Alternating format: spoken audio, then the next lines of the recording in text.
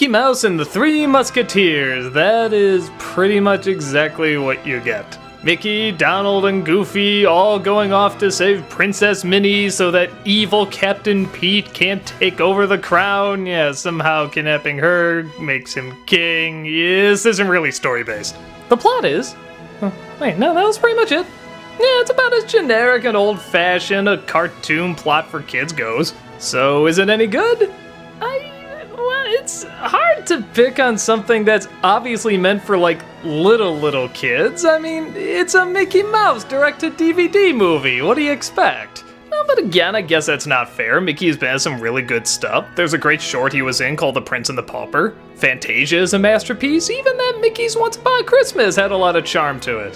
This I don't really describe as having a lot of charm, but it's harmless. Every character and motivation is exactly what you think it's gonna be. Mickey is optimistic, but he dreams of being a Mousquetaire. Did I really just say that? You know what I mean.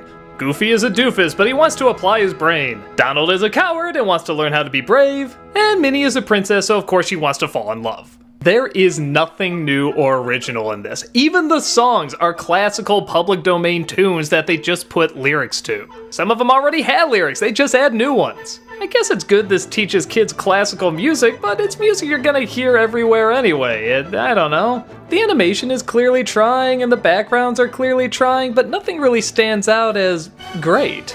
Everybody does exactly what you think they do. Everybody reacts exactly how you think they'd react. So why doesn't this work as well as, say, the Buzz Lightyear cartoon? Well, that one still threw in some good laughs, and it was creative. It had kind of a goofy story, but it also had some imagination to it.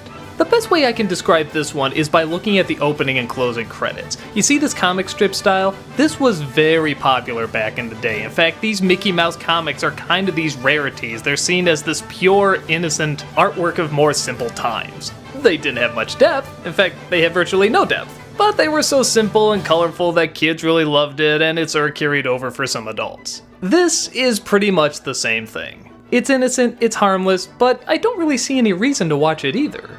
It's fine for kids, I guess, but aside from the smoothness of the animation and some of the backgrounds, nothing really screams Disney top of the game. But again, it's a direct-to-DVD Mickey Mouse movie, but again, more effort has been put into those in the past, but again, it's not like no effort was put into this, but I probably think it's more complicated than it needs to be. If you're an adult, it's unlikely you'll get into it at all. But if you're a little kid that just wants to see Mickey Mouse go on an adventure, it's energized, colorful, and harmless. Don't expect anything great, but honestly, you probably weren't anyway. You're probably just expecting a Mickey Mouse cartoon, and that's what you get, a really long Mickey Mouse cartoon. Fine for little boys and girls, but that's really about it. It's all for one and one for me.